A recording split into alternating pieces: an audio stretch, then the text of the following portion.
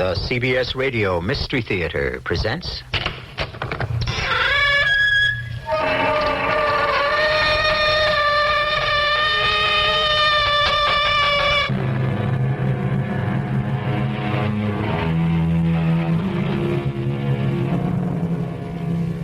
Come in. Welcome. I'm E.G. Marshall. The word tragedy is as old as the ancient Greeks. What is the essence of tragedy? It's a dramatic story told about potentially a noble person whose character is flawed by a single weakness. It's that weakness which causes him to break either some divine law or some moral prescript, the breaking of which leads inevitably to his downfall or destruction. Such is the story I'm about to tell you.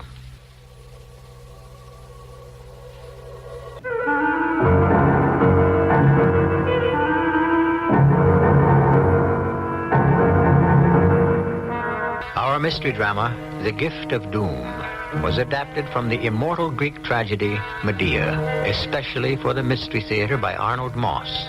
It stars Kim Hunter. I'll be back shortly with Act One.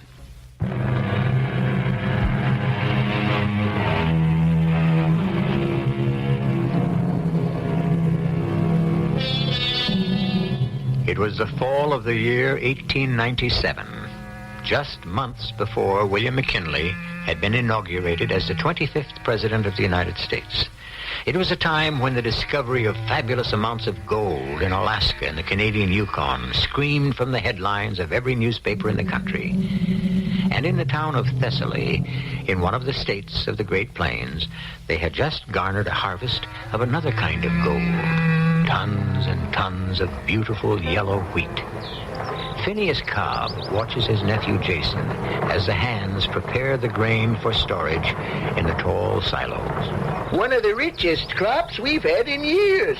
Yeah, I predicted it way back in early June. And so you did, Uncle. So you did. Too bad your father's no longer here to see it, Jason.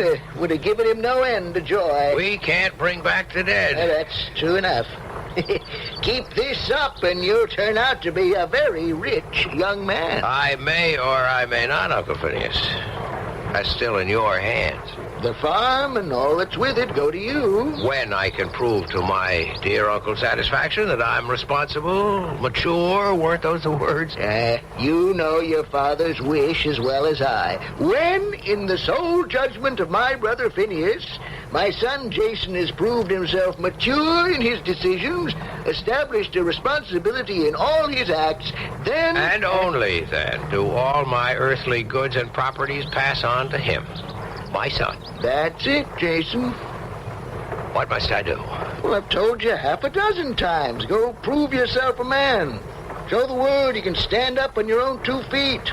And hold on to the small fortune your father tore from the earth by sweating out his heart. And your prescription for that proof? That's up to you. You've never raised a hand to help yourself. You've no suggestions? Just possibly I do. Like what? You read the papers, same as I. Look at the headline here. Gold, gold, gold. Steamer Portland out of Klondike, bound for Seattle, passed through Puget Sound today with a ton or more of gold aboard her. It's very interesting. A year or two along the Yukon River up in Alaska with all the hardships might be just the right medicine for you. Might, come back a man. Or not come back at all, from what I've read. Those are the chances we all must take. And should I not come back, then all this land and property reverts to you. Not so, dear Uncle Phineas? It's in your father's will. Ah, well, I know. The Klondike, huh? Sounds enchanting. I just might go. And I might just surprise you, Uncle Phineas, in more ways than you would ever know.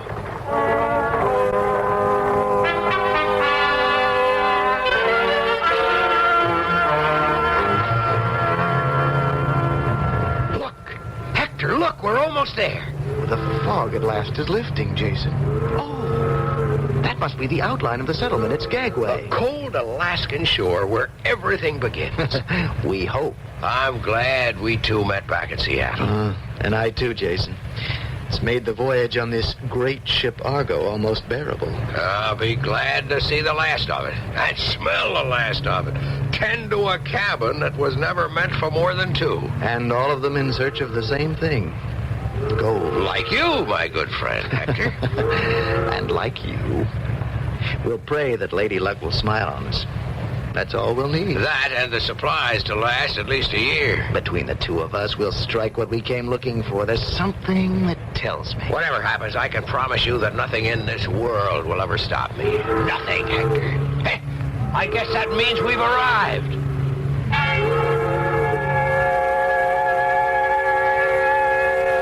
Let's see, you got your blankets, heavy clothing, furs and robes, the rubber boots, the mining pans. The horses, pack equipment. Evaporated eggs and onions, flour, cornmeal, rice, and bacon. Tablets, coffee, lozenges, blocks of beef, and pemmican. There's nothing that we lack. Well, now, you lads can joke, but once you get out there, you'll find that it's no laughing matter.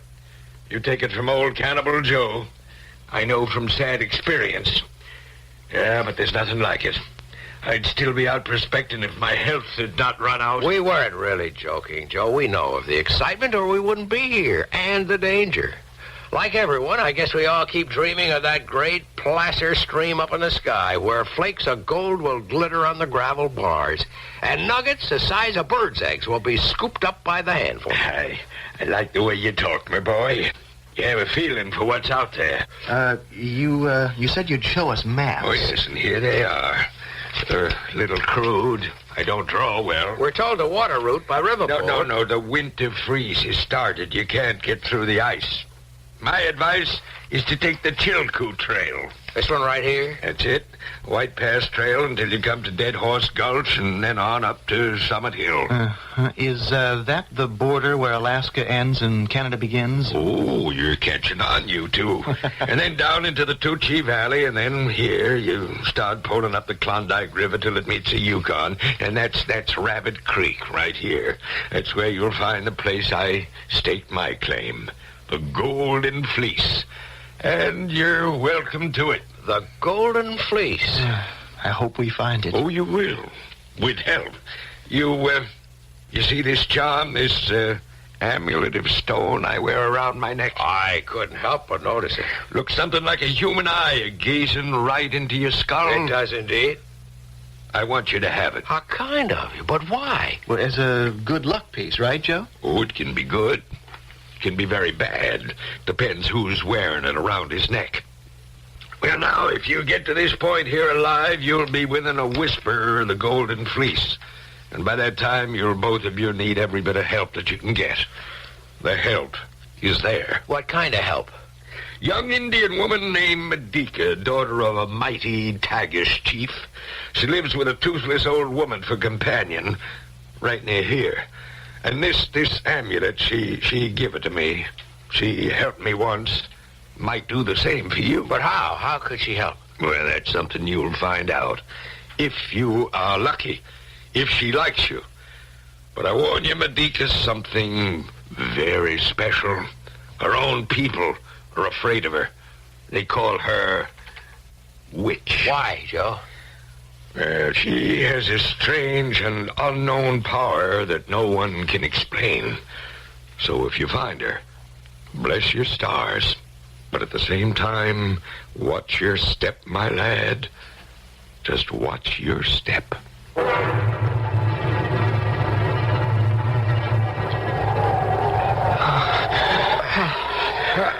Jason, I tell you, I can't take another step. I've had it. I'm a beaten man. Hector, we can't stop now. We've traveled all these weary months. I'm sure that we're nearly there. Oh, our food is almost gone. Our dogs have died of hunger, cold, exhaustion, and those icy winds, they keep blowing. The blizzards never stop. They bite into the marrow of my bones. If we quit now, all we've gone through has been for nothing. And that's madness. Jason, to push ourselves to death is equal madness. Then what's your choice?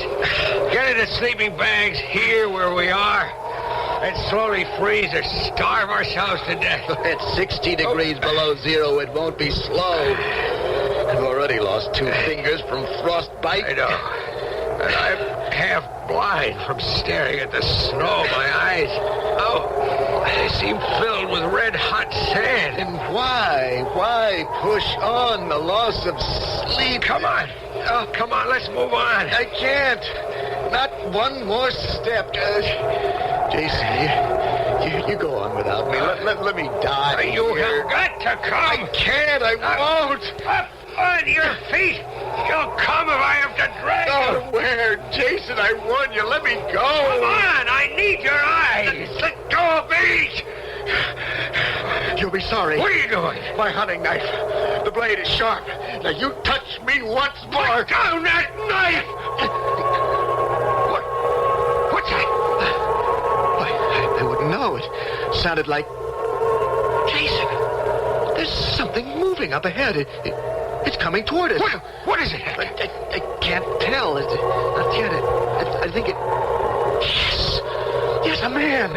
He's coming straight this way. What can he want? What would he be doing here, the end of nowhere? Say nothing. We're about to know. You too. What? You come with me. Fast as you can. Woman, who are you? And where are we? No time for questions now. My shack is over there. You come, you two. I am your friend. You come while there's still time.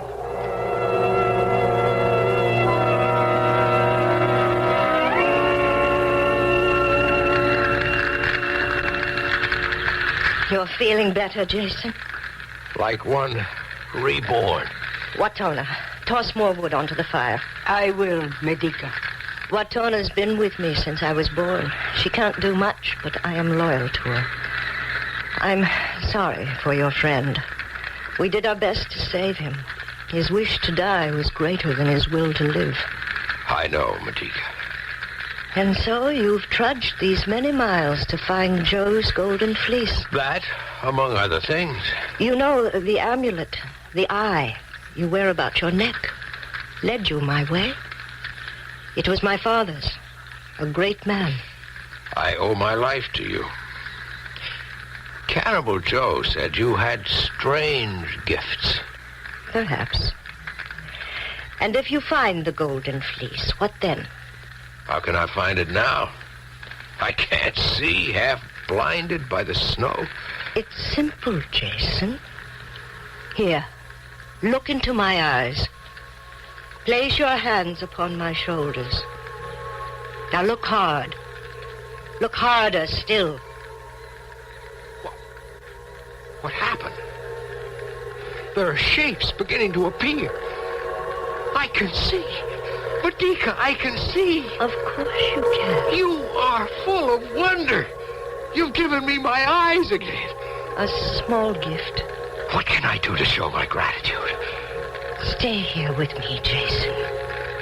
Stay here with me, and you will learn of greater wonders yet to come. But understand, there is a price to pay. Which is? With time, you'll learn, my Jason. It takes time.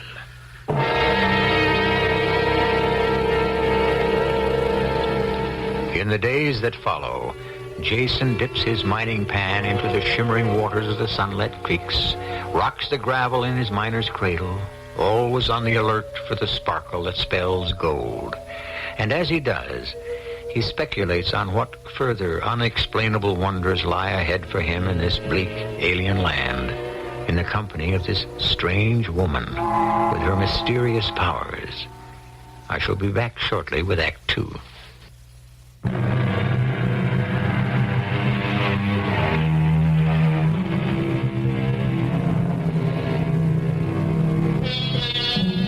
The stampede for the gold of Canada's Klondike some 80 years ago brought out the very worst in men. They came from every quarter of the earth, and those who managed to survive became like addicts who understand their sickness and can do nothing to control it. But Jason Cobb was the exception. Almost a year was past, and aided by Medica's strange powers, he has found the claim known as the Golden Fleece, which has yielded its rich treasure to him. As he prepares for his return journey to the States, he listens to Medica. Why must you go, Jason? Why? I've had my fill of caribou and bear steaks. The moose hide pokes are bursting with my gold. It's time that I return to my own way of life. I'm going back to claim the land that's rightly mine. But you don't need that anymore. I mean to have it. Why? Because it's mine. And I am yours. Stay here. I don't belong here.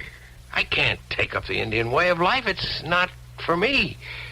Am I for you? Of course. But at another time, maybe, or in another place, not here. Then take me with you, my beloved Jason. Take me. You know my way of life, so don't deny me a small taste of yours. You may not like it. If you are with me... There'd be problems. Problems? Well, the way the people think back there in Thessaly. You're an Indian woman from this frozen north, and I... We'll face what must be faced when that time comes. What happens to Watona? Old Watona. She comes with us. She'd die up here alone, but she will be no trouble. You know, it just might work. When Uncle Phineas sees you, can you imagine what he'll say or what he'll do? Your Uncle Phineas may not have too much to say, or do, if that should be your wish. What does that mean, Medica? It means you must remember that I can do for you what no other woman on earth can do. You do remember. When do we leave to see your uncle in this town of Thessaly? Tell me, my Jason.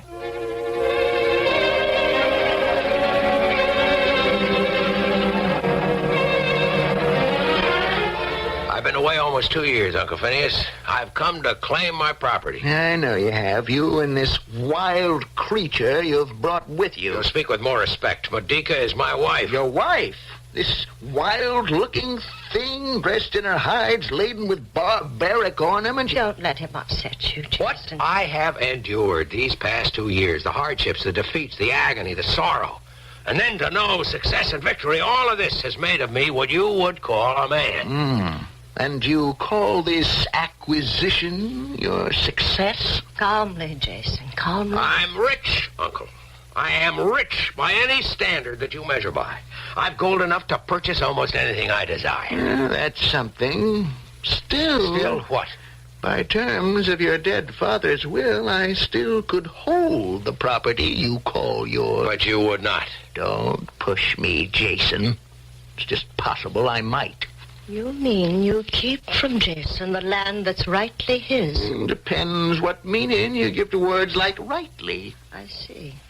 You mean to cheat him? I mean to keep the things I have. My things? Depends on your point of view. We have enough and more, dear Phineas Cobb, without what you propose to steal from Jason. And so, before we go, I wish for you to have a little gift. Oh, a gift? For me? This little amulet round my neck, hung on this chain of gold. It was my father's. That stone looks exactly like some human eye. What are you doing, Medica? I'd like you to have it, Uncle Phineas, here, around your neck, like this. No! Who are you? You're not a woman. You're some kind of a witch. What have you done to me with your black magic? My chest is being crushed. I can't breathe. I can't...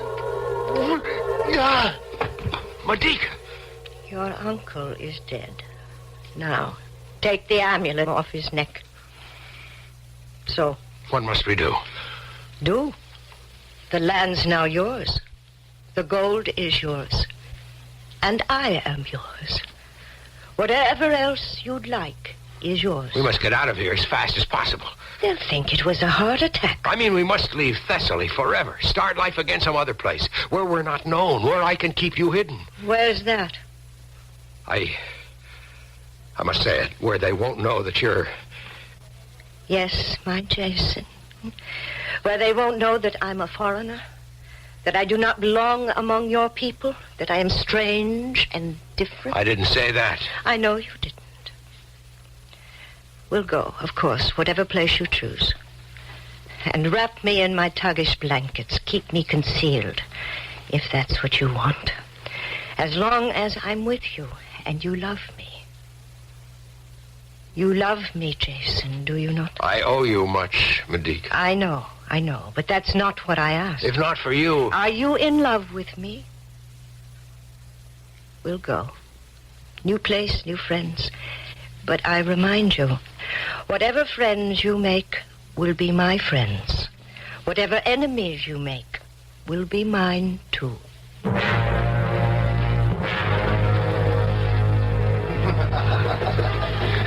Here you are, Jason. Help yourself to a fresh cigar. Thank you.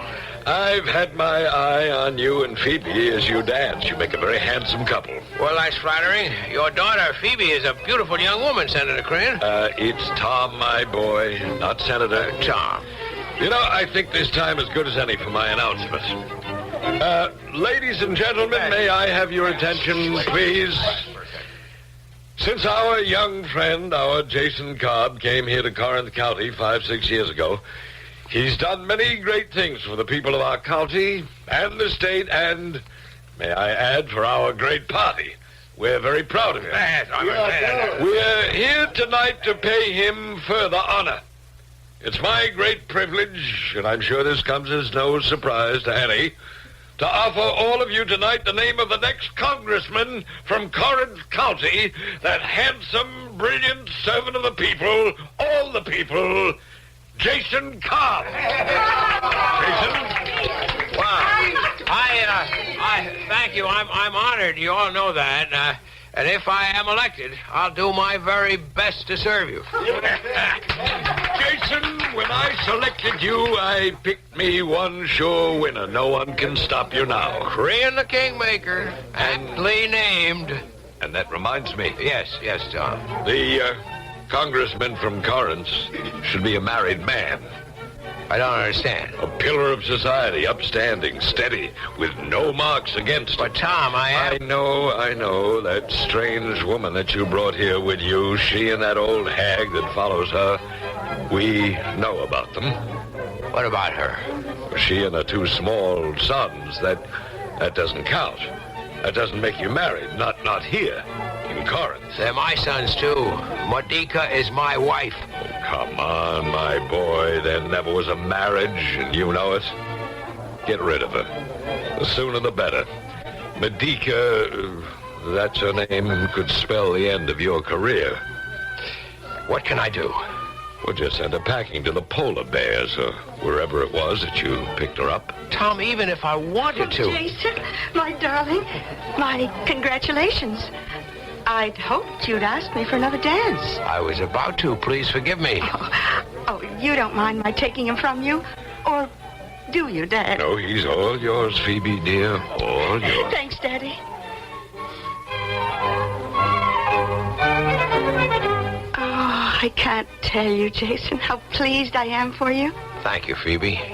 I just hope that when you get to Washington with all those tempting, beautiful young women all hanging on your neck... Oh, there's none of them, I'm sure, could ever hold a candle next to you. Oh, thank you, kind sir. I mean it, Phoebe. I think you know there's no one that I'd rather have for a wife than you. Dear Jason. There are, as you're aware, some complications. I know. Do you still love her? I don't think I ever did, but I was grateful. Well, then, send her back. It's just that simple. Perhaps not quite that simple. Well, leave it to Daddy. He'll know how. No, Phoebe. I won't have her hurt if I can help it. If it must be done, it's I who will have to do it.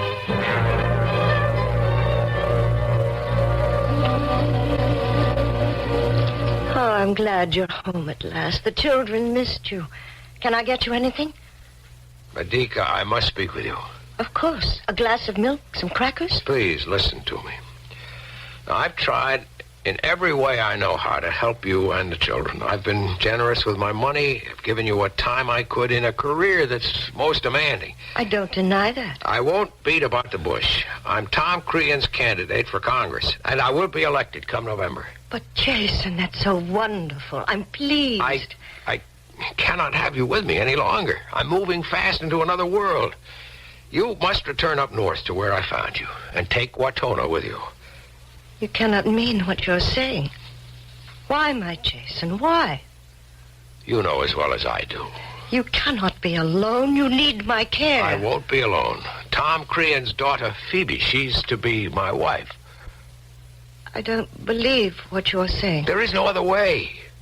What we have had up to this point was fine. But all good things sooner or later must come to their end. I cannot have you standing in my way. Old Phineas was right. You and your utter lack of manliness.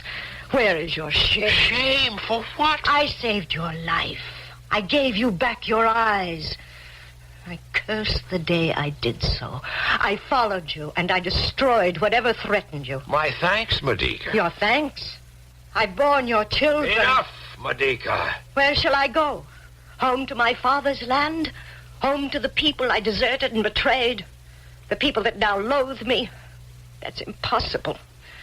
Shall I go wandering around the earth, a beggar pleading for the world to take me in? You cannot, you must not hold me back. If ever you had love for me, then go. And let me live the life that's destined for me. It'll be best and safest for us all. Best? I will not have the kind of best that leads to suffering. Nor will I take the kind of safety which only ends in sorrow. Why not recall the good things that we've had and go? Go where? We have no land, no home. I've told you that. There's no harbor to protect me and my sons. What a fool I was. My sons will not go with you. You leave here alone. Alone? You cannot move. They stay here with me. Before I let you keep them, leave my babies here to be insulted in a land that loathes and hates them and me, Yes? Nothing, Jason, nothing. There's one more thing I urge you to remember.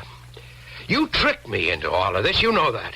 Trick? Or call it magic, call it sorcery, all the same. Or call it love. I'll never leave. Unless it is by force. Never. You'll have to make me go. If it should come to that. And while we're both remembering, I remind you that love can be as brutal and as ruthless and destructive as the deepest hate. I've loved you always, Jason. Where once I dared most anything to give you pleasure, to protect you. I now will stop at nothing. Nothing. To give you all the pain that you deserve.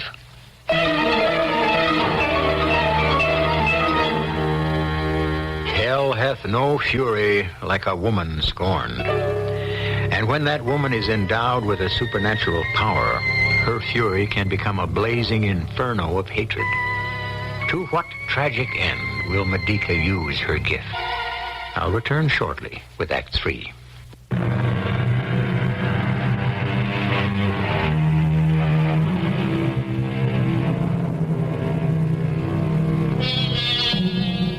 Our old friend William Shakespeare wrote, "Love is not love, which alters when it alteration finds, or bends with the remover to remove. Oh no, it is an ever-fixed mark that looks on tempests and is never shaken." Medica would agree completely with the bard, but now that Jason plans to desert her, alter his affections when it alteration finds, Medica must make other plans. Plans which, in her innermost thoughts, she had never anticipated. She's going to fight us, Tom. I did everything I could. If you won't move on this, then I'll have to do it for you. How? There are ways. I beg your pardon, Father. Jason, Medica's come to see me, to plead with me to use my influence, and I can't handle it. She dared come here? Oh, please, both of you. You talk to her and do what must be done. Without me, please. She's come here to my home. How dare she? I beg you to go easy. Do nothing more to anger her. It may be just a little late for that. A little late for what, good Senator Crean? You leave at once. You're not welcome here. Oh, no, I stay, good Senator, until I've had my say. You listen now to me, Medica. You're in this land illegally, you know that. Jason is not your husband, as our laws go. I have an order for your deportation right here in my desk, all proper, signed, legal. If you're wise, you'll go quietly with no excitement, no parade of tears, no threats. And if I go, my children, they go with me? That's up to Jason. They were born here in this country. If he wants to keep the little animals, that's up to him. But I'd be happier if you took your livestock with you back to where all three of you belong. You call my children livestock? Animals? If you're still here tomorrow morning... One moment, Senator. I would ask a favor. A favor? From me? A little one. I'll need an extra day before I leave. Another day. Another day and I will go. You need not worry. My people keep our word.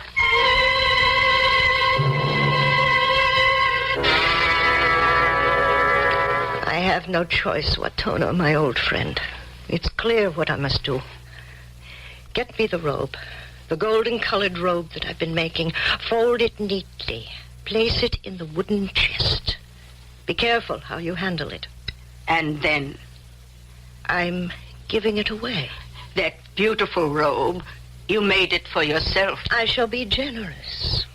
For generosity can be the flower of justice. And now I swear by earth, by holy light of the midnight sun, by the entire host of all our northern gods, by frozen waters of the icy sea, the blinding snows, the makers of the moon and stars, by all of them, I swear that I shall do what must be done. Nothing on this earth will stop me. Nothing.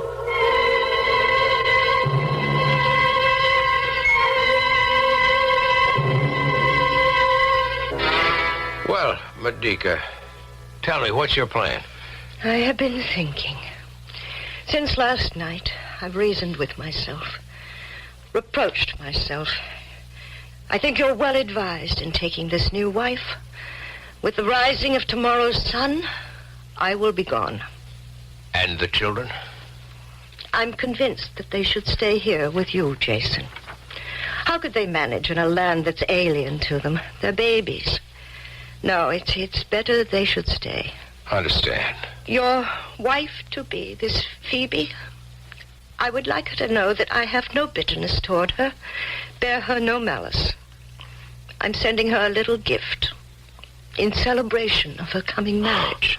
A man can never read a woman's mind. What is this gift you're sending her? A dressing gown of gold threads, woven in an Indian design. I made it for myself some time ago. I never wore it. I will not need it now.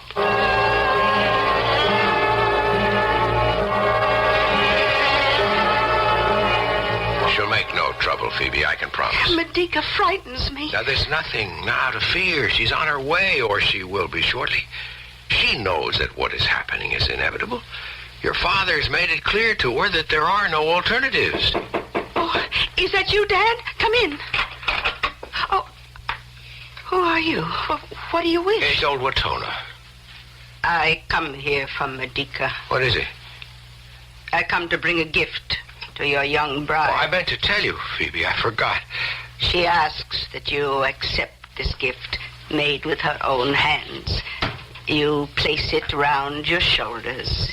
Young, happy, golden bride. Go tell your mistress that we thank her. She says that it will bring you all the things that you deserve. I take my leave, young lady. Sir.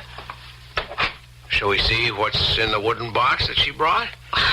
I'm not so sure I want to see it. Not even sure that I should take it.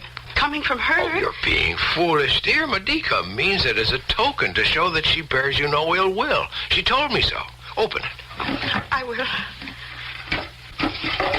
Oh, it's lovely. Jason, it's a full-length dressing gown.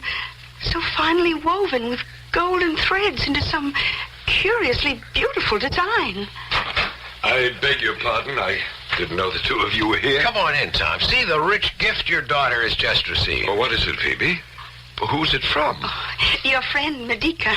She sent it as a parting gift to show there's no hard feeling. Just look at it. Well, why don't you take it from the box? And model it for us. Oh, of course. Here, I'll put it on. Oh, what's that? Does that go with it? What? lying at the bottom of the box. Looks like a crude necklace of some sort. That stone there, like some human eye that stares at you and follows you. What is it? Don't touch it, Tom. Don't touch it. Phoebe, what's wrong? I can't breathe. The minute that I put this on, my body's burning. Take it off. I can't. It's like hot daggers going through me. I can't stand the pain. Oh, Jesus. Take off that gown. I can't, Father. My hands won't move. Then stand still. I'll take it off of you. How's that? Does that feel any... Oh, no. No. The same thing's happening to me. Tom. And 1,000 fiery needles are sticking into me. White hot and scorching. I can't. Jason, help me. Jason, help. Tom. Jason. Phoebe, what can I do to help? What poison is concealed within this gown she sent me? His gift of hers has doomed me to my death.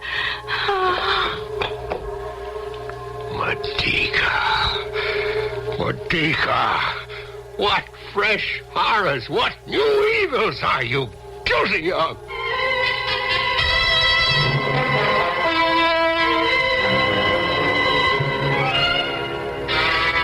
The father and the daughter both are dead, slain by the poison that you sent them. You have done well, Watona. Leave me for a while with my 2 babies. Oh, my children. It was in vain I gave you life.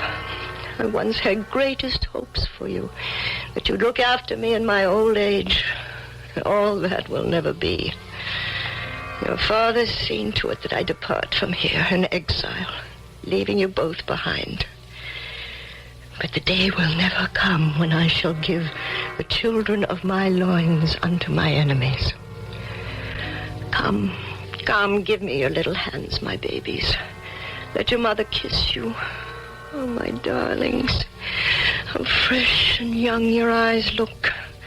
How straight you stand, my little men. How good it is to hold you to my breast, to feel your soft young cheeks on mine, the warm sweetness of your baby breath.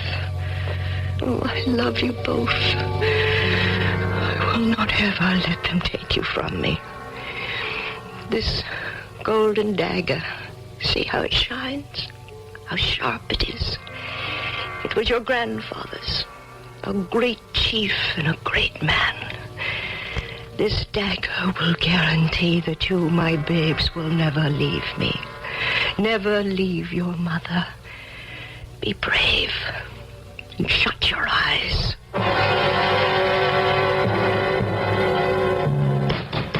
Open the door, Madika. Unlock the bolts. There's nothing that'll save you now. Open, I say. Watona. Why do you batter at the doors? Why do you shake the bolts? The dead will not awaken. Where is Madika? Where is that monster? Call her monster if you wish. She's done no more than she thought must be done. Murder an innocent girl out of revenge and jealousy.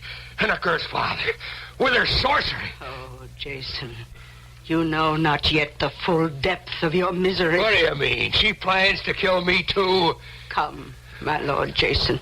Follow me. Where are you taking me, old woman? Here, to your bedchamber. Open the doors and you shall see. What? Your sons, my lord. They're dead. I can't believe it. Who did this? Their mother. But why, in the name of heaven, why? You must ask her. Where is this loathsome woman? She's wandering on the high cliffs outside the house, tearing her garments and her hair.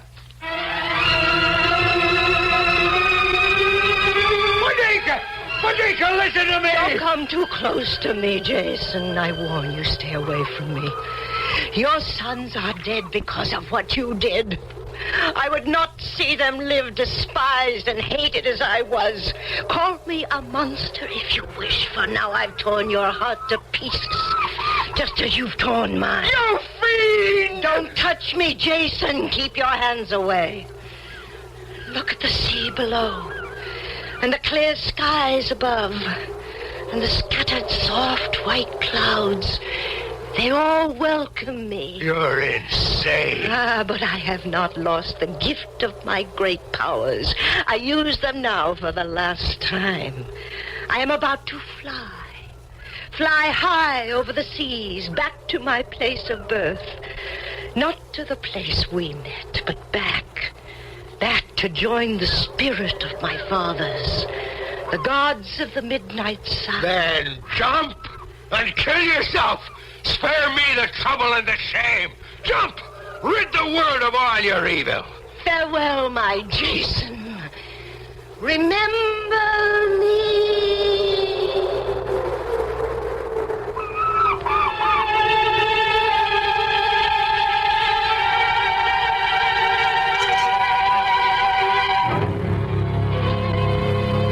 A famous Englishman once wrote, "Few people know how to love or how to hate. Their love is an unbounded weakness fatal to the person they love. Their hate, a hot, rash, and imprudent violence, always fatal to themselves." And so Medica's love, which turned to hatred and revenge, was the weakness which destroyed not only the people and the world about her, it destroyed her, too. I'll be back shortly.